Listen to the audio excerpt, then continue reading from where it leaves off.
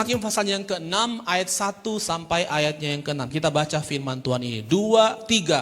Tetapi orang Israel melakukan apa yang jahat di mata Tuhan.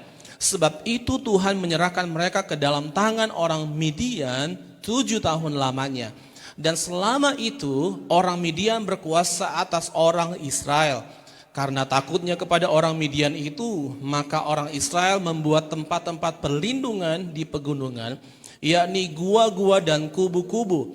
Setiap kali orang Israel selesai menabur, datanglah orang Midian, orang Amalek dan orang-orang dari sebelah timur, lalu mendatangi mereka. Berkemahlah orang-orang itu di daerah mereka dan memusnahkan hasil tanah itu sampai ke dekat Gaza, dan tidak meninggalkan bahan makanan apapun di Israel, juga domba atau lembu atau keledai pun tidak. Sebab orang-orang itu datang maju dengan ternaknya dan kemahnya, dan datangnya itu berbanyak-banyak seperti belalang. Orang-orangnya dan unta-untanya tidak terhitung banyaknya. Sekaliannya datang ke negeri itu untuk memusnahkannya, sehingga orang Israel menjadi sangat melarat oleh perbuatan orang Midian itu. Lalu berserulah orang Israel kepada Tuhan. Silakan duduk Bapak Ibu Saudaraku yang terkasih. Nah, tahukah saudara bahwa peristiwa ini adalah salah satu kenyataan pahit yang pernah dialami oleh bangsa Israel. Selama 7 tahun mereka ada di dalam kuasa, mereka ada di dalam tangan orang Midian. Bangsa ini mengalami kesulitan yang begitu besar. Bahkan Alkitab mencatat setelah mereka menabur, itu pun didatangi dan diusir dari tempat mereka melepaskan benih. Dan lebih menyedihkan lagi adalah hasil tanah dan ternak yang tidak terhitung banyaknya itu dimusnahkan oleh orang Midian. Jadi benar-benar keadaan dari bangsa ini begitu memprihatinkan, sehingga Alkitab mencatat orang Israel ini menjadi sangat melarat oleh karena perbuatan orang Midian. Pertanyaannya begini saudaraku, mengapa demikian? Apakah tangan Tuhan tidak kurang panjang untuk menolong setiap umatnya? Apakah Tuhan selama ini hanya berdiam saja dan tidak mau memperhatikan kesusahan, kesulitan bangsa ini? Itu pertanyaannya. Kenapa bisa demikian? Sama halnya dengan kita Bapak Ibu. Kita sudah bekerja keras baik dalam studi, baik dalam pendidikan, baik dalam pelayanan, baik dalam dunia kerja, di marketplace, but no result, tidak ada hasil. Kita sudah lakukan yang terbaik dari diri kita, but no result, no breakthrough, tidak ada terobosan di sana. Nothing happen. Semua jerih lelah kita, semua jerih payah, sepertinya semuanya sia-sia. Pertanyaannya Bapak Ibu, apakah Tuhan terlalu sibuk dengan yang lain sehingga dia melupakan kita semua? Mari kita lihat, sadarkah kita dengan apa yang sementara terjadi? Peristiwa itu terjadi bukan tanpa sebab. Peristiwa itu terjadi bukan tanpa sebab. Bangsa ini melakukan apa yang jahat di mata Tuhan. Dengarkan Bapak Ibu Saudaraku, ini challenge buat kita semua. Apabila saudara sadar dengan situasi sekitarmu, orang-orang yang melakukan apa yang jahat, mereka melakukan yang tidak baik, mereka melakukan yang tidak berkenan. Pertanyaannya, mau enggak kita menjadi berbeda? Mau enggak kita menyerahkan hidup kita kepada Tuhan dan berkata, what do you want me to do God? Apa yang engkau ingin lakukan kepadaku Tuhan? Tuhan, pakailah aku demi kemuliaan-Mu. Orang boleh berkata bahwa ini bukanlah hal yang populer. Mungkin kita mirip seperti Gideon. Waktu Tuhan panggil kita ngomong sama Tuhan, kita bilang sama Tuhan, Tuhan, siapa saya? Tuhan, jangan akulah Tuhan. Orang lain aja yang kau mau pakai. Aku begitu takut, aku gak percaya diri. Aku gak bisa Tuhan, aku penuh dengan dosa, aku punya kelemahan, aku punya sesuatu yang aku gak bisa membuat aku gak bisa bebas untuk melayani Tuhan. Nah, apa yang ingin Tuhan ingin beritahu kepada kita dari ayat firman Tuhan yang kita baca mengenai Gideon? Mari kita buka slide-nya. Yang pertama adalah, pandang dirimu sama seperti Tuhan memandangmu. Hakim-Hakim pasalnya yang ke-6, 6 ayat yang ke-12 berkata, malaikat Tuhan menampakkan diri kepadanya dan berfirman kepadanya, demikian Tuhan menyertai engkau, ya pahlawan yang gagah berani. Perhatikan baik-baik. Orang lain boleh berkata apapun tentang saudara, namun Tuhan, dia suka mengatakan sesuatu yang berbeda tentang kita semua. Amin. So mari mulai belajar mengubah cara pandang terhadap diri sendiri. Lihat dari cara pandang Tuhan terhadap dirimu. Jangan lihat dirimu seperti orang lain katakan tentang dirimu. Lihat bagaimana cara Tuhan memandang engkau. Lihat dari sisi cara pandang dia, perspektif Tuhan kepada kita. Kita suka bilang begini, Tuhan aku gak bisa. Tuhan aku gak bisa melakukannya. Aku ini bukan siapa-siapa. Aku kayaknya gak bisa melakukannya Tuhan. Background keluargaku bukan Kristen. Bagaimana mungkin aku bisa melayani Tuhan? Aku berasal dari keluarga yang kurang mampu. Aku merasa minder, aku pemalu. Aku gak sanggup. Tuhan, aku banyak melakukan dosa dan lain sebagainya. Aku gak layak melayani Tuhan. Dan begitu banyak alasan yang membuat kita menutup diri sehingga Tuhan tidak ada kesempatan melakukan sesuatu yang terbaik dalam dirimu. Dan kita pada waktu check out dari dunia, kita nggak bisa melakukan apa-apa sesuatu yang luar biasa bersama-sama dengan Tuhan. Mari buka hatimu dan mulai melihat dirimu seperti cara Tuhan memandangmu. Saudara tahu bersama-sama, Tuhan berkata, Tuhan menyertai engkau, ya pahlawan yang gagah berani. Seorang Gideon yang dalam posisinya ketakutan, tapi Tuhan mau datang kepada dia dan berkata bahwa engkau pahlawan yang gagah berani. Posisinya takut, posisinya dalam ketakutan. Dengarkan ini saudaraku, Tuhan sangat percaya kepada kita, bahkan lebih dari kita mempercayai diri kita sendiri. Amin. Dan Tuhan memiliki pendapat yang jauh lebih tinggi mengenai diri kita daripada saudara menilai dirimu sendiri. Amin. Amin Bapak Ibu. Jadi Tuhan sangat percaya kepada kita, bahkan lebih dari diri kita mempercayai diri kita sendiri. Bahkan Tuhan memiliki pendapat yang jauh lebih tinggi daripada saudara menilai diri saudara sendiri. Saudara baca ayat yang ke-12, malaikat Tuhan menampakkan diri kepada Gideon dan berkata, Tuhan menyertai engkau, ya pahlawan yang gagah berani. Dan terjemahan Amplified Bible di sana dicatat bahwa engkau pahlawan yang berani tanpa takut. Gideon dikatakan seperti itu. Engkau pahlawan yang gagah berani tanpa takut. Karena itu percaya atau tidak Bapak Ibu, begitulah cara Tuhan memandang kita. Ia menganggap kita sebagai pemberani, dia menganggap kita sebagai orang-orang yang kuat, dia menganggap kita sebagai orang-orang yang berhasil, dia menganggap kita sebagai orang-orang yang sukses, pemenang dalam Kristus Yesus. Berikan tepuk tangan bagi Tuhan Yesus Kristus. Ya, berikan tepuk tangan bagi Tuhan Yesus Kristus. Mungkin saudara berkata bahwa aku enggak seperti itu Tuhan. Atau mungkin aku bukan orang yang kuat, aku enggak sehebat mereka. Aku ini penakut sama seperti Gideon, sementara memperlihatkan warna aslinya. Dan ia menjawab, bagaimana mungkin Tuhan mengharapkan aku untuk menyelamatkan bangsa Israel? Aku berasal dari keluarga yang miskin dari seluruh suku Manasye. Dan aku bukan orang yang hebat, bukan orang yang kaya. Bagaimana mungkin bisa Tuhan memakai saya? Tapi look at this. Walaupun Gideon merasa ia tidak memenuhi syarat, dia ketakutan, dia nggak percaya, tapi Tuhan menyebutnya sebagai pahlawan yang gagah berani. Katakan amin. Walaupun Gideon merasa lemah, tapi Tuhan memandangnya sebagai orang yang kuat. Dia merasa tidak memenuhi syarat, tapi Tuhan memandangnya sebagai orang yang memiliki kriteria untuk mengerjakan pekerjaan Tuhan itu. Kita merasa bahwa kita ini orang miskin, tapi Tuhan bilang bahwa engkau kaya. Amin.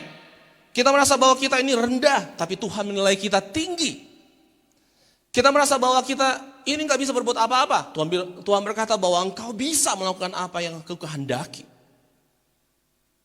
Katakan amin saudaraku. Kita merasa bahwa kita gak sanggup, tapi Tuhan bilang kamu sanggup melakukan perkara-perkara yang besar bersama-sama dengan aku. Sejauh mana kita peduli apa kata Tuhan, maka sejauh itu pula Tuhan akan melakukan perubahan demi perubahan dalam setiap kehidupan kita. Berikan tepuk tangan bagi Tuhan Yesus Kristus. Jadi sejauh mana hatimu merelakan diri untuk diserahkan kepada Tuhan, maka Tuhan akan memakaimu dengan luar biasa. Most powerful demi kemuliaan Tuhan. Katakan haleluya saudaraku. Yang kedua, what's next? Yang kedua, Tuhan membutuhkan keberanian kita. Sama-sama kita baca. Tuhan membutuhkan keberanian kita. Hakim-Hakim pasal yang ke-6 ayat yang ke-13 berkata, jawab Gideon kepada Tuhan, ah Tuhanku, jika Tuhan menyertai kami, mengapa semua ini menimpa kami?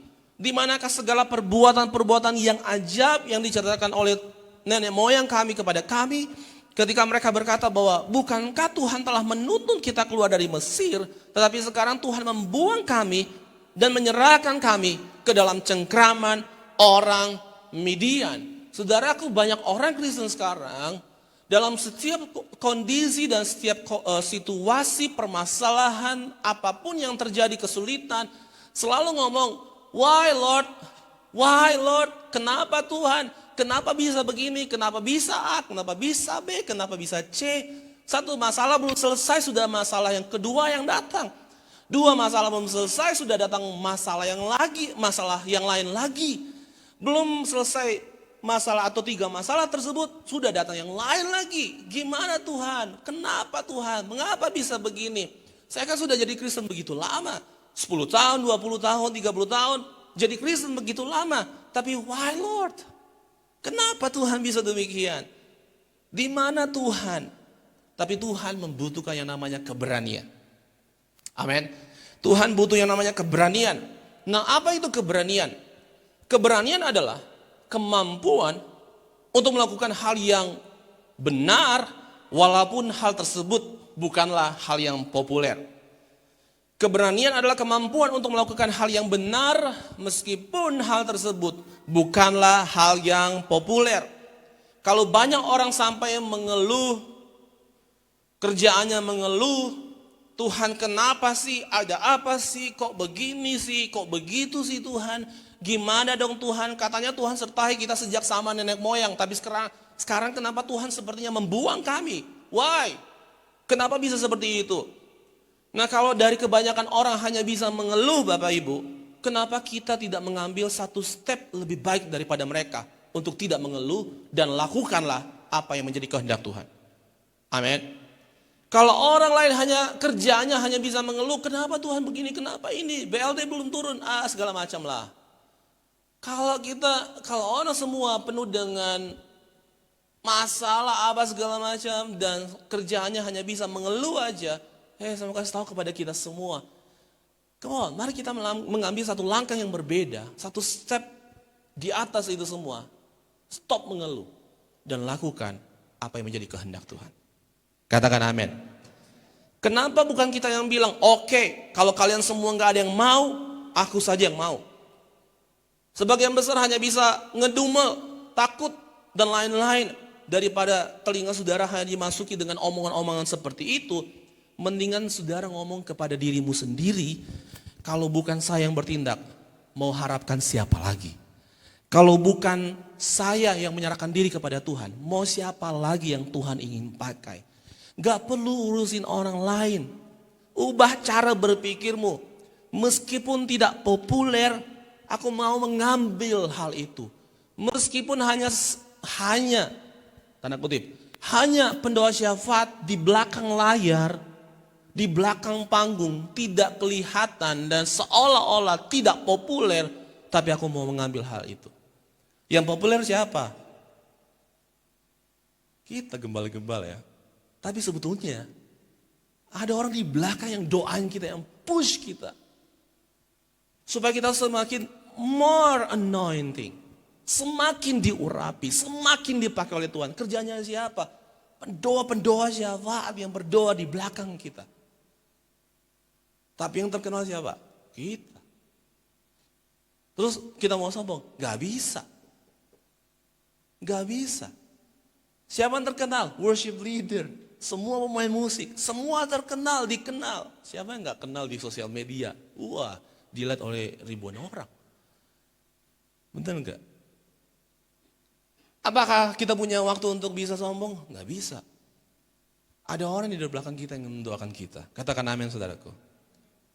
Tetap belajar untuk bisa rendah hati. Meskipun tidak populer, tetap berani untuk melayani Tuhan. Katakan amin, saudaraku. Skala yang lebih besar lagi. Kita mungkin berdoa untuk kesejahteraan Indonesia, tapi sampah aja kita buang sembarangan. Gimana caranya? Itu bukan hal yang populer. Mungut sampah, taruh di tempat sampah, udah. Itu bukan hal yang populer.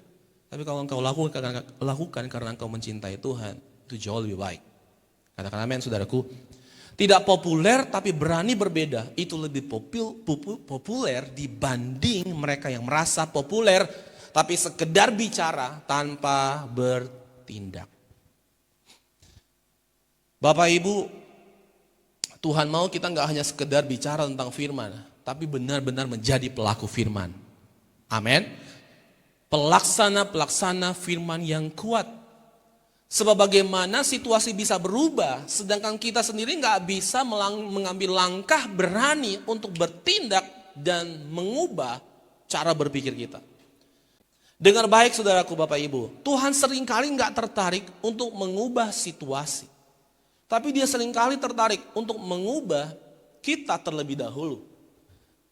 Tuhan seringkali nggak tertarik untuk mengubah situasi yang kau sementara alami. Tuhan, aku punya banyak masalah. Tuhan, tolong dong, bela dong, campur tangan dong.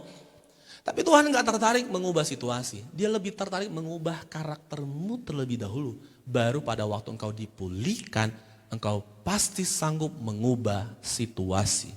Katakan amin. Mari tanam dalam hati dan pikiran kita bahwa kalau bukan kita, siapa lagi? Dalam sejarah Alkitab di sana ada nabi besar, ada nabi kecil, ada orang-orang yang enggak terlalu terkenal di sana, yang bukan nabi. Mereka tidak menggunakan atribut aksesoris perang, tetapi dengan apa yang ada di tangan mereka, apa yang bisa mereka lakukan, sekalipun senjata mereka bukanlah senjata yang populer. Modal mereka adalah berani, tapi sanggup mengalahkan musuh dan dipakai Tuhan dengan luar biasa. Yang pertama, kalau saudara melihat ada seorang Samgar dalam kitab Hakim-Hakim pasal yang ketiga dan ayat Hakim-Hakim pasal yang ke-6 kalau saya tidak salah di situ dicatat atau 3 atau 4 di situ. Satu orang Samgar mengalahkan 600 orang Filistin dengan tongkat penghalau lembu. 600 orang Filistin dikalahkan oleh seorang Samgar hanya memakai tongkat penghalau lembu. Dia tidak pernah memakai senjata perang, aksesoris untuk berperang. Saudara melihat juga ada Simson di sana. Seorang Simson mengalahkan 1000 orang Filistin dengan rahang keledai. Dan mewakili perjanjian baru, seorang Petrus memenangkan 3000 jiwa. Dan seorang wanita Samaria memenangkan satu kota. Saudara lihat baik-baik saudaraku, bahwa orang-orang ini memiliki yang namanya kelemahan dan kekurangannya masing-masing dengan latar belakang yang terkenal sampai yang tidak terkenal. Backgroundnya masing-masing, ada penyembah berhala, ada yang pendosa, tapi mereka berani membuka hatinya buat Tuhan Yesus dan mengambil langkah untuk melakukan hal yang berbeda dan mengubah situasi. Katakan amin. Saudara harus mengambil langkah yang berbeda, berani, dan mengubah situasi. Harusnya orang-orang Kristen seperti itu. Jika Tuhan memilih untuk memakai hanya orang-orang yang sempurna untuk dipakainya, maka Tuhan tidak akan pernah menemukan orang yang sempurna untuk dipakainya. Karena semua manusia sudah berbuat dosa. Tidak ada manusia yang sempurna. Jika Tuhan memilih untuk memakai orang yang sempurna, maka ia tidak akan mendapatkan seorang pun untuk dia pakai. Karena itu saudaraku Bapak Ibu, kalau Tuhan memilihmu untuk melakukan sesuatu yang berbeda, artinya tidak ada alasan saudara untuk menolak panggilan Tuhan. Katakan amin. Just do it and be brave. Lakukan itu dan mari berani untuk melakukannya. Amin. Amin Bapak Ibu. Berikan tepuk tangan bagi Tuhan Yesus Kristus. Dan yang ketiga adalah yang terakhir. Ketiga adalah tetap fokus kepada panggilan. Fokus kepada panggilan. Dalam Hakim-Hakim pasal yang ke-7 ayat yang kedua, berfirmanlah Tuhan kepada Gideon, terlalu banyak rakyat yang bersama-sama dengan engkau itu, daripada yang kukehendaki untuk menyerahkan orang Midian ke dalam tangan mereka. Jangan-jangan orang Israel memegah-megahkan diri terhadap aku sambil berkata, tanganku sendirilah yang menyelamatkan aku. Ayat yang ketiga, maka sekarang serukanlah kepada rakyat itu demikian, siapa yang takut dan gentar, biarlah ia pulang enyah dari pegunungan Gilead. Lalu pulanglah 22.000 orang dari rakyat itu, dan tinggallah 10.000 orang. Tapi Tuhan berfirman kepada Gideon, masih terlalu banyak rakyat, suruh mereka turun minum air, maka aku akan menyaring mereka bagimu di sana. Siapa yang kufirmankan kepadamu, inilah orang yang akan pergi bersama-sama dengan engkau, dialah yang akan pergi bersama-sama dengan engkau. Tetapi barang siapa yang kufirmankan kepadamu, inilah orang yang tidak akan pergi bersama-sama dengan engkau, dialah yang tidak akan pergi. Perhatikan ayat yang kelima. Lalu Gideon menyuruh rakyat itu turun minum air, dan berfirmanlah Tuhan kepadanya, barang siapa yang menghirup air dengan lidahnya seperti anjing menjilat, haruslah kau kumpulkan tersendiri, demikian juga semua orang yang berlutut untuk minum air. Ayat 6. Jumlah orang yang menghirup dengan membawa tangannya ke mulutnya ada 300 orang. Tetapi yang lain dari rakyat itu semuanya berlutut minum air. Lalu berfirmanlah Tuhan kepada Gideon, dengan ke-300 orang yang menghirup itu akan kuselamatkan kamu. Aku akan menyerahkan orang Midian ke dalam tanganmu. Tetapi yang lain dari rakyat itu semuanya boleh pergi. Masing-masing ke tempat kediaman. Dengar baik. Tuhan tidak melihat angka. Tapi Tuhan melihat hati mereka yang konsentrasi dan fokus kepada panggilan. Banyak orang Kristen yang happy di hadirat Tuhan. Banyak orang Kristen yang bersenang-senang di hadirat Tuhan, bermain di sungainya Tuhan, tetapi belum tentu mereka adalah orang-orang dipilih oleh Tuhan untuk melakukan pekerjaan Tuhan, menjadi prajurit-prajurit Tuhan yang gagah perkasa. Dan banyak orang Kristen yang haleluya, praise the Lord, tapi pada waktu mau diutus untuk pemberitaan kebenaran firman Tuhan, pemberitaan Injil, menjadi saksi, mereka mundur. Gak bisa. Katanya bukan bagianku. No. Kau harus berani. Katakan sama-sama, berani. Dimanapun kita berada. Saya gak suruh saudara harus jadi pendeta semuanya. No. Saya gak suruh saudara harus jadi pendeta, hamba Tuhan semuanya. Gak perlu saudaraku. Saudara tetap menjadi saksi dimanapun saudara berada. Entah di kantor, di office, dimanapun saudara berada. Jadi saksi bagi kemuliaan Tuhan. Katakan amin saudaraku. Nah saudaraku, hadirat Tuhan terlalu luar biasa. Tetapi sayang sekali dari 22.000 terlalu banyak kata Tuhan. Dan pada waktu dieliminasi sisa 10.000. Tuhan bilang, ini mah terlalu banyak. Ini terlalu banyak. Dan pada akhirnya di grand final tersisa berapa orang? 300 orang. Mengapa 300? Karena 300 adalah angka walk with the Lord. Karena angka 300 adalah angka orang-orang yang berjalan bersama dengan Tuhan. Mereka benar-benar bergaul dengan Tuhan. Mereka konsentrasi dan fokus terhadap panggilannya. Dan orang-orang ini memiliki visi bagi kerajaan Allah. Katakan amin. Dan Tuhan berkata bahwa aku mau kepada orang-orang seperti ini. Saudara perhatikan baik-baik. Waktu Tuhan suruh mereka untuk minum dari sungai itu. Ada yang minum seperti anjing menjilat, right? Ada yang menghirup seperti anjing menjilat. Saudara perhatikan di sini. Waktu mereka meminum seperti anjing menjilat, otomatis kepala mereka ke bawah dong. Benar gak? Ke bawah seperti anjing menjilat.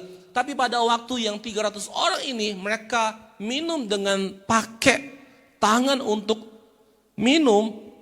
Artinya gini, mereka tetap waspada. Waktu mereka minum dari sungai itu, mata mereka tetap fokus ke depan. Kalau mereka meminum air seperti anjing menjilat, saudara mereka gak akan pernah tahu ada musuh yang menyerang atau tidak. Tapi pada waktu mereka memakai tangan mereka tetap fokus, mereka tetap konsentrasi, mereka tetap waspada terhadap musuh yang di depan mereka. Tuhan bilang bahwa aku mau kepada orang-orang ini. Bahkan Gideon membagi dalam 3 kelompok. 3 kelompok yang pertama 100 orang, 3 kelompok yang kedua 100 orang, 3 kelompok yang ketiga atau kelompok yang 3 adalah 100 orang. Artinya apa? Artinya mereka adalah orang-orang yang 100% hatinya tertuju kepada panggilan Tuhan. Orang-orang yang 100% yang mereka bersungguh hati terhadap Tuhan. Mereka yang benar-benar totally commitment untuk kerajaan Tuhan. Totally commitment bagi pekerjaan Tuhan di tempat ini. Yang benar-benar komitmen dengan pelayanan dan tugas yang diberikan Tuhan lewat gereja ini. Katakan amin Bapak Ibu. Dan saudaraku perhatikan apa yang ada di tangan mereka. Hanya trompet, hanya buyung. Buyung itu istilah tempayan. Benar gak? Tempayan. Dan saudaraku perhatikan apa yang ada di tanganmu sekecil apapun, sesederhana pun, tidak populer, mungkin ditertawakan oleh orang. Saya mau kasih tahu, dengar baik, jangan malu, jangan takut, cukup bawa hatimu kepada Tuhan dengan apa yang ada di tanganmu, bukan dengan apa yang ada di tangan orang, tapi apa yang di tanganmu 100% hatimu benar-benar tertuju kepada Tuhan. Dan maka apa yang orang anggap biasa dan ditertawakan oleh dunia, maka dipakai oleh Tuhan untuk mengalahkan musuh. Dan Alkitab berkata bahwa yang bodoh bagi dunia ini akan dipakai Tuhan untuk mempermalukan orang-orang yang berhikmat. Tepuk tangan bagi Tuhan Yesus Kristus. Orang bilang kita bodoh, not ever. Biarlah orang ngomong apapun. Tapi yang bodoh bagi dunia akan dipakai oleh Tuhan untuk mempermalukan orang-orang yang berhikmat di dalam dunia. Perhatikan baik-baik saudaraku. Semua orang punya kelemahan. Tapi satu hal yang kita jarang mengerti cara Tuhan. Tuhan sangat senang memakai orang-orang yang biasa seperti kita. Dengan kelemahan dan segala sesuatunya. Mazmur 103 yang ke-13-14 berkata, dan memberikan pandangan yang mengujudkan. Dia berkata begini, seperti Bapa sayang kepada anaknya, demikian Tuhan sayang kepada orang-orang yang takut akan Dia. Sebab Dia tahu sendiri apa kita, Dia ingat bahwa kita ini debu. Jadi dengarkan baik-baik saudaraku, Tuhan sayang kepada orang-orang yang takut akan Dia, even saudara mengalami yang namanya kegagalan dalam kehidupan. Dia sayang kita semua. Amin. Amin, saudaraku. Dia nggak shock pada waktu kita jatuh sebagai orang-orang yang takut akan Tuhan. Dia nggak shock pada waktu kita menjadi lemah dan mengalami kekurangan. Bahkan sama seperti Gideon. Kita mencatat bahwa di saat engkau lemah, kuasa Tuhan menjadi sempurna atasmu. Berikan tepuk tangan bagi Tuhan Yesus Kristus. Come on, Bapak Ibu Saudaraku. Dia tahu kita ini debu, lemah, tapi dia memandang saudara dan saya sebagai pria, wanita dengan kehormatan dan kekuatan, bahkan keberanian yang besar. Karena di dalam kelemahanmu, dalam penderitaanmu, engkau pasti dihormati oleh surga. Why? Karena kita adalah orang-orang yang takut akan Tuhan. Jadi sama seperti Gideon. Pandang dirimu seperti Tuhan memandangmu. Tuhan butuh yang namanya keberanian saudara. Dan Tuhan mau bahwa kita fokus dan konsentrasi terhadap panggilan Tuhan.